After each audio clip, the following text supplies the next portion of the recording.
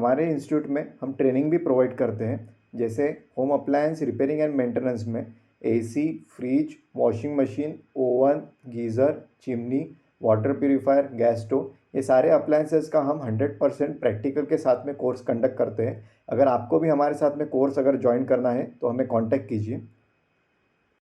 Brothers technical institute से मैं देवेश खाड़े। आज हम रेफ्रिजरेशन सेगमेंट में, जैसे हमारे रेसिडेंशियल सेगमेंट में या कमर्शियल सेगमेंट में भी कह सकते हैं आप, उसमें यूज़ होने वाला जैसा रेफ्रिजरेटर हम जो कहते हैं डबल डोर रेफ्रिजरेटर, इसके बारे में देखेंगे कि रेफ्रिजरेटर जो सिस्टम है तो कैसे हमारा फ्रिज वर्क करता है और फ्रिज में क्या क्या चीज़ें हैं। उसके बाद में फ्रिज में कहाँ पे कौन सा पार्ट लगा हुआ है, कितने तरीके के इसमें पार्ट लगे हुए हैं। पार्ट लगने के बाद में जैसे इसके नेक्स्ट वीडियो में, आने वाली वीडियो में हम ये भी देखेंगे इसमें कि इसका रिपेयर कैसे किया जाता है और मेंटेनेंस कैसे किया जाता है। और इसमें सारे पार्ट्स की हम टेस्टिंग भी देखेंगे कि प्रॉब्लम कौन से जगह में है, प्रॉब्लम पार्ट में है या सप्लाई में प्रॉब्लम हो रहा है हमें, ये सारी हम चीज़ें इसमें डिटेल में कवर करेंगे। जैसे अभी हम ये जो फ्रिज देख रहे हैं, ये फ्रिज डबल डोर फ्रिज है। अभी डबल डोर फ्रिज में जैसे इस फ्रिज में हम अगर कंसीडर कर रहे हैं तो इस फ्रिज का जैसे जो ये फ्रिज है ये नॉन इन्वर्टर फ्रिज है, इन्वर्टर फ्रिज नहीं है। तो नॉन इन्वर्टर फ्रिज होने की वजह से इसमें कौन कौन से पार्ट लगे हुए हैं पहले तो हम ये देखते हैं। और पार्ट देखने के पहले हमें इसमें ये देखना है कि इसमें कौन से कंपार्टमेंट बने और किस कंपार्टमेंट में का क्या वर्किंग है। और कंपार्टमेंट का अगर वर्किंग है तो हम इसे टेम्परेचर कैसे सेट कर सकते हैं और कहाँ पे कितना टेम्परेचर मिलता है हमें, और हम टेम्परेचर मिलने के बाद में कौन से कंपार्टमेंट में हम किस तरीके से इसे यूज़ कर सकते हैं। क्योंकि कंपार्टमेंट इसमें दो दिए गए हैं तो उसमें हमें ये भी देखना है कि फ्रीज़र का कंपार्टमेंट कौन सा है और रेफ्रिजरेटर का कंपार्टमेंट कौन सा है। तो जैसे हम ये ऊपर का कंपार्टमेंट देख रहे हैं तो हमारा ये जो कंपार्टमेंट है फ्रीज़र का कंपार्टमेंट है, यहाँ पे माइनस में टेम्परेचर रहता है। तो इस कंपार्टमेंट में, जैसे इस कंपार्टमेंट में जो जगह दी गई है तो उसमें यहाँ पे जैसे थर्मोस्टेट भी लगा, थर्मोस्टेट से हम इस फ्रिज का टेम्परेचर सेट कर सकते हैं ऊपर के फ्रीजर का। उसके बाद में अगर ये ऊपर के फ्रीजर का हम टेम्परेचर सेट करते हैं तो नीचे में जैसे हमारा रेफ्रिजरेटर होता है, ये रेफ्रिजरेटर हमारा माइनस में वर्क नहीं करता है। जो रेफ्रिजरेटर हमारा वर्क करता है ये 0 to 5 डिग्री सेल्सियस तक के वर्क करता है और ऊपर का जो सेगमेंट होता है वो हमारा माइनस में वर्क करता है। अभी जैसे हम ये ऊपर का सेगमेंट देख रहे हैं और ये नीचे का सेगमेंट देख रहे हैं, तो नीचे के सेगमेंट में भी जैसे डिस्प्ले में, जैसे पीछे साइड में आप इसमें देख सक रहे हैं, तो पीछे साइड में इसमें एलईडी लाइट का भी ऑप्शन दिया गया है, जिस वजह से अगर हम फ्रिज ओपन करते हैं तो रात में भी अगर ओपन करते हैं तो, या हमारा इसमें अगर कुछ चीज़ें रखा होता है तो उसके वजह से अंधेरा नहीं होना चाहिए, और अंधेरा होता भी है तो लाइट के वजह से हम इसमें सारी चीज़ें प्रॉपर देख सके। उसके बाद में जैसे इसमें भी वेंट दिया गया है, एयर वेंट ऊपर से जहाँ से फ्लो आता है। उसके बाद में यहाँ पे भी टेम्परेचर सेटिंग का ऑप्शन दिया गया है। नीचे में जो टेम्परेचर सेटिंग का ऑप्शन दिया गया है वहाँ पे थर्मोस्टेट नहीं लगा हुआ है, वहाँ पे सिर्फ कैसा होता है, एक फ्लिप होता है, हमें एयर का फ्लो सेट करना है, उसके हिसाब से हमें कितना टेम्परेचर नीचे चाहिए हम सेट कर सकते हैं। तो अभी इसमें हम देखते हैं कि कहाँ पे कौन से पार्ट लगे हुए हैं। जैसे अभी हम इस फ्रिज के बारे में स्टार्ट करते हैं, तो जैसे हमारा ये डोर हो गया तो डोर के ऊपर में जैसे यहाँ पे रबर की एक सील लगी हुई होती है। जो रबर की सील लगी हुई होती है तो उससे कैसा, जब हम ये डोर लगाते हैं यहाँ पे तो वैक्यूम पैक होना चाहिए, क्योंकि अगर ये सिस्टम हमारा बराबर प्रॉपर पैक नहीं होता है तो हमारी जो कूलिंग होती है वो प्रॉपर रीच नहीं हो पाएंगी। प्रॉपर रीच इसलिए नहीं हो पाएंगी क्योंकि जैसे एटमॉस्फेयर का जो टेम्परेचर होता है वो ज़्यादा होता है और हमें यहाँ पे जो टेम्परेचर चाहिए होता है वो कम चाहिए होता है। अभी जैसे एटमॉस्फेयर का अगर टेम्परेचर ज़्यादा है तो कैसा होता है, अगर ये प्रॉपर अगर सील हमारी इस पर लग नहीं पाएंगी तो वो टेम्परेचर भी इस पर इफेक्ट करेगा कूलिंग के लिए। और अगर कूलिंग अगर प्रॉपर अगर हो भी रही है और अगर रीच नहीं हो रही है, अगर इस सील से अगर प्रॉपर नहीं लग रही है तो कंप्रेसर हमारा जैसे कुछ समय तक चलना है, टेम्परेचर रीच होने के बाद में कंप्रेसर ऑफ होना चाहिए, तो वो भी सिस्टम हमारा प्रॉपर वर्क नहीं करेगा। तो जैसे यहाँ पे जो किट लगी होती है ये गैस्केट कहलाती है, इसमें जो लगी हुई होती है ये रबर की सील होती है। तो रबर की सील यहाँ पे भी हो गई। उसके बाद में जैसे इसमें नीचे का भी डोर दिया गया है, जो मेन डोर है, तो इसमें भी रबर की सील लगी हुई है। तो दोनों इसमें रबर की सील लगी हुई होती है, उसमें हम कहते हैं इसे गैस्केट कहते हैं। उसके बाद में जैसे ऊपर के कंपार्टमेंट में हम देखते हैं तो ऊपर के कंपार्टमेंट में अगर देखते हैं तो पहले तो ये पैनल हमें खोल लेना है। तो पैनल अगर हम खोलते हैं तो इसमें जैसे 2 स्क्रू लगे हुए होते हैं, ये 2 स्क्रू हम खोल लेते हैं तो पैनल हमारा खुल जाता है। तो जैसे हमें ये ऊपर का कंपार्टमेंट खोल लेना है जो फ्रीजर का कंपार्टमेंट होता है, तो इसमें हम देखेंगे कि पार्ट्स कौन से लगे हैं सामने के फ्रंट के इसमें। तो जैसे यहाँ पे 2 स्क्रू के लिए दिया गया है जगह, तो 2 स्क्रू हम खोल लेंगे। उसके बाद में जैसे ये कंपार्टमेंट होता है तो इसे सामने पुल करने के बाद में ऊपर से ऐसा नीचे से ऊपर लेने के बाद में ऐसे नीचे लाना है। तो पहले देख लीजिए कंपार्टमेंट, तो ये जैसा ये पीछे का जो पैनल है बाहर नहीं आ रहा है। बाहर इसलिए नहीं आ रहा है कि अंदर में वायर्स लगे हुए हैं, और जो वायर लगे हुए हैं तो इसके ऊपर जैसा फैन मोटर लगी है या थर्मोस्टेट लगा है या सेंसर लगा है, उसके भी वायर है, तो ये पैनल हमारा बाहर नहीं आएगा। तो उसके पहले जैसे हमें स्लॉट्स में से जैसे वो जो जैक दिए गए उसे खोल लेना है, उसी के बाद में पैनल हम बाहर निकालते हैं। तो जैसे पैनल में बाहर एक बार इसका निकाल लेता हूँ।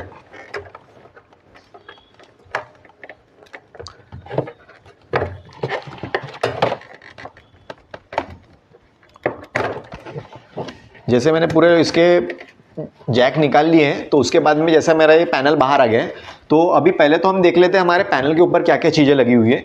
ये ऐसा पैनल दिखेगा आपको, तो यहाँ पे पैनल पे फैन मोटर लगी हुई है, तो फैन मोटर का ये जैक हमने निकाला है उसमें से। उसके बाद में इसमें सेंसर लगा हुआ है, तो ये सेंसर का जैक इसमें से निकाला है। उसके बाद में एक और जैक लगा हुआ है, तो ये थर्मोस्टेट का जैक है हमारा। तो देखिए यहाँ पे थर्मोस्टेट लगा हुआ है, तो थर्मोस्टेट का जैक आया है यहाँ पे बाहर। तो जैसा ये थर्माकोल लगा हुआ है, तो थर्माकोल को ओपन करने के बाद में यहाँ पे थर्मोस्टेट हमें मिलता है। तो जैसे अभी हम थर्माकोल को खोल लेते हैं एक बार, तो देखते हैं यहाँ पे थर्मोस्टेट कहाँ पे लगा है और सेंसर इन्होंने कैसा लगा हुआ है। तो जैसे मैंने बता दिया, फैन है, उसके बाद में सेंसर लगा हुआ है, उसके बाद में इसमें थर्मोस्टेट लगा है। तो एक बार इसको ओपन कर लेते हैं। तो जैसे फ्रीज़र का हमने पैनल निकाल लिया था, तो फ्रीज़र का पैनल निकालने के बाद में हम इसमें देख लेते हैं मोटर इसमें कैसी प्लेस की गई है और उसमें थर्मोस्टेट इसमें कहाँ पे लगाया गया है। तो इसमें जैसे पहले से स्क्रू के ऑप्शन दिए गए हैं, तो वो स्क्रू के ऑप्शन खोलने से पहले हम इसमें का फ़ैन मोटर इसकी खोल लेते हैं। तो फ़ैन मोटर के चारों स्क्रू हम इसमें के खोल लेते हैं पहले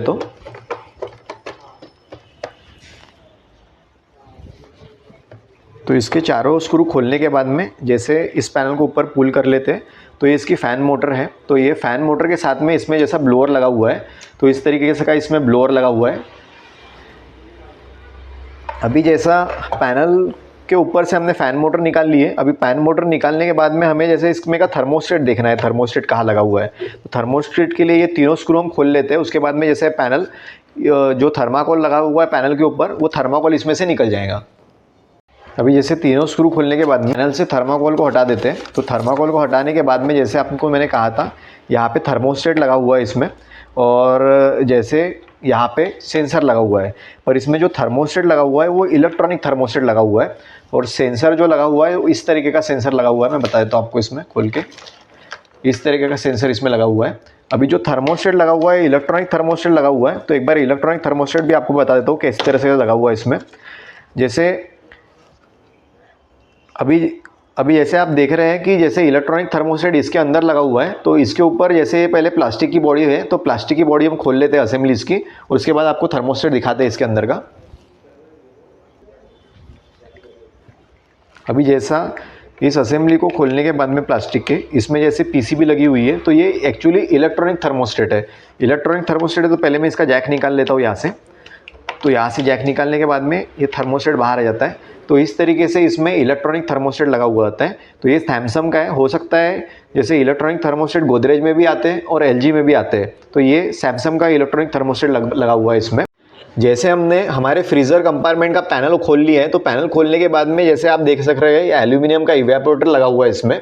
अभी एल्यूमिनियम का इवेपोरेटर लगा हुआ है, तो जैसे कैपिलरी आप देख सकते हैं, तो यहाँ पे इवेपोरेटर को यहाँ पे जॉइंट की गई है, ब्रीजिंग की गई है। उसके बाद में आने के बाद में जिगजैग होने के बाद नीचे जाने के बाद जैसे यहाँ से जो सक्शन का पाइप है, ये मोटा वाला पाइप जो हो जाता है, तो वो पीछे चले गया है। तो ये सक्शन का पाइप रिवर्स चले गया है कंप्रेसर के तरफ में।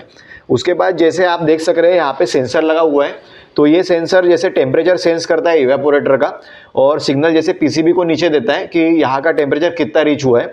उसके बाद में आप देख सक रहे हैं कि यहाँ पे फ्यूज़ भी लगा हुआ है सेपरेट में, तो फ्यूज़ यहाँ पे लगा हुआ है एक। उसके बाद में ये जो वायर जा रहा है नीचे में, ये डिफ्रॉस्ट हीटर को वायर जा रहा है। उसके बाद में यहाँ से जाके न्यूट्रल को कनेक्ट हो रहा है डिफ्रॉस्ट हीटर का वायर। तो इसमें नीचे में डिफ्रॉस्ट हीटर भी लगा हुआ है। अभी जैसे हमें डिफ्रॉस्ट हीटर अगर इसका निकालना है, तो इवेपोरेटर के जैसे यहाँ पे 2 स्क्रू दिए गए होते हैं, तो थर्माकोल को निकालने के बाद 2 स्क्रू निकालने के बाद इवेपोरेटर को जैसे स्लाइड करके धीरे से ऊपर उठाना है। उसके बाद में नीचे में आपको यहाँ पे डिफ्रॉस्ट हीटर दिख जाएगा। तो डिफ्रॉस्ट हीटर के नीचे ट्रे लगा हुआ होता है, जो ट्रे ड्रेन पाइप को कनेक्ट होते हुए पीछे के ड्रेन टब में चले जाता है। जैसे हमने फ्रीज़र का कंपार्टमेंट देख लिया है, अभी ये हम जो कंपार्टमेंट देख रहे हैं रेफ्रिजरेटर का कंपार्टमेंट है। यहाँ पर जैसे जो डिग्री का सेल्सियस होता है, तो इसमें प्लस में हम चलते हैं। तो अभी जैसे इस कंपार्टमेंट में हम देखेंगे कि यहाँ पे कौन सा पार्ट लगा हुआ है और पार्ट का वर्किंग कैसे हो रहा है। तो चलिए देखते हैं हम। जैसे अभी रेफ्रिजरेटर कंपार्टमेंट में हम जो देख रहे हैं, तो यहाँ पे जो नॉब लगा हुआ है, तो ये नॉब जो यूज़ कर रहे हैं हम, इसमें जैसे टेम्परेचर हमें कितना रीच करना है उसके लिए हम इस नॉब को यूज़ कर रहे हैं।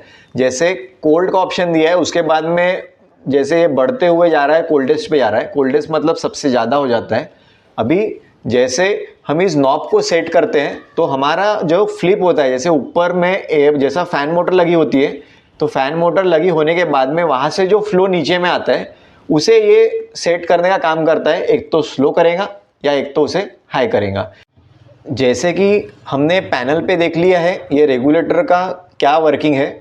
इसके बाद इस पैनल पे जैसे एक ट्रांसपेरेंट पैनल लगा हुआ है। अभी ट्रांसपेरेंट पैनल के पीछे हम ये देखते हैं कि इसमें बल्ब लगा हुआ है या एलईडी की स्ट्रिप लगी हुई है। तो इस ट्रांसपेरेंट पैनल को हम पहले ओपन कर लेते हैं और इसमें देखते हैं कि स्ट्रिप लगी हुई है क्या।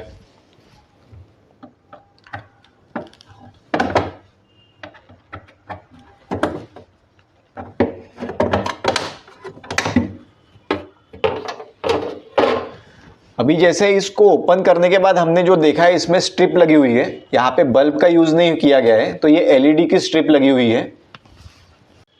उसके बाद जैसे हमने इस रेफ्रिजरेटर सेगमेंट का जैसे देख लिया है कहाँ पे कौन सी चीज़ लगी हुई है, तो अभी जैसे यहाँ पे आप देख सकते हैं कि यहाँ पे डोर स्विच लगा हुआ है। तो यहाँ पे एक सिंगल डोर स्विच दिया गया है। हो सकता है जैसे फ्रिज में डोर स्विच के यहाँ पे ही, जैसे यहाँ पे सिंगल जो स्विच दिया गया है, यहाँ पे ड्यूअल भी हो सकते हैं। तो डिपेंड करता है वो फ्रिज के ऊपर और मैन्युफैक्चरर के ऊपर, उसने फ्रिज कैसे डिज़ाइन किया है, कैसे बनाया गया है। अभी हम इसमें देखते हैं कि पीछे साइड में कौन से पार्ट लगे हुए हैं। तो हमने जैसे फ्रंट साइड में दोनों कंपार्टमेंट में देख लिया है कहाँ पे कौन सा पार्ट लगा हुआ है। अभी जैसे हम बैक साइड में जब देखते हैं तो इसमें हमें कंडेंसर नहीं दिख रहा है। तो इस मशीन में कंडेंसर जो लगाया गया है ये रेफ्रिजरेटर में, तो इसमें इनबिल्ट कंडेंसर लगाया गया है। अभी जैसे कंडेंसर इनबिल्ट इसमें लगाया गया है, तो हम इसमें एक बार नीचे में देख लेते हैं चीज़ें, इसमें क्या क्या चीज़ें लगी हैं। इसमें टाइमर लगा गया है या पीसीबी लगी हुई है, ये भी हम इसमें देख लेते हैं। तो इसमें जैसे अभी मैंने आपको बताया कि ये नॉन इन्वर्टर है, तो नॉन इन्वर्टर में जैसे टाइमर होता है, पर इस सैमसंग के मॉडल में टाइमर नहीं दिया गया है। इस सैमसंग के मॉडल में यहाँ पे पीसीबी दी गई है, उस पीसीबी से टाइमर का फंक्शन इसमें मतलब पूरा किया गया है। अभी देख लेते हैं पीसीबी कहाँ पे लगी है। तो जैसे पैनल आप देख सक रहे हैं, तो यहाँ इस पैनल के पीछे में पीसीबी लगी गई है। उसके बाद में सप्लाई का कॉर्ड जो है इस पैनल में ही जा रहा है सीधे। तो इसको खोल के देख लेते हैं पीसीबी कहाँ पे पोजीशन दी गई है हमारे इसमें।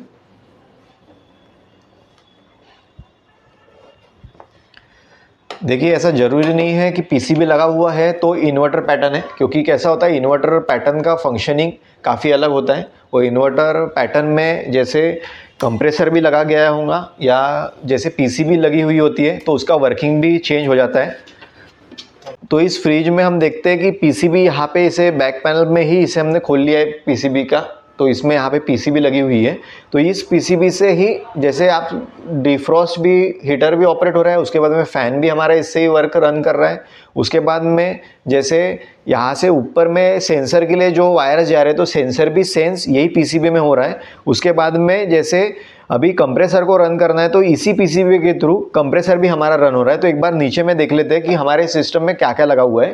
तो जैसे यहाँ पे ड्रेन ट्रे लगा हुआ है, तो ड्रेन ट्रे हम इसमें निकाल लेते हैं।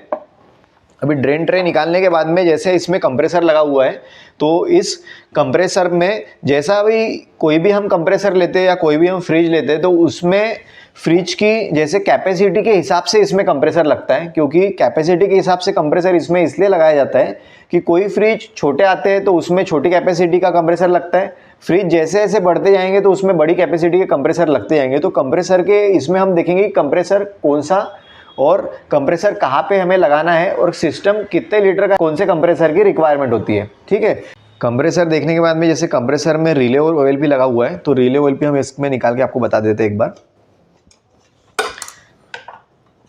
जैसे इसका ये रिले हो गया, अभी ऑयल भी आपको बता देता हूँ इसमें मैं।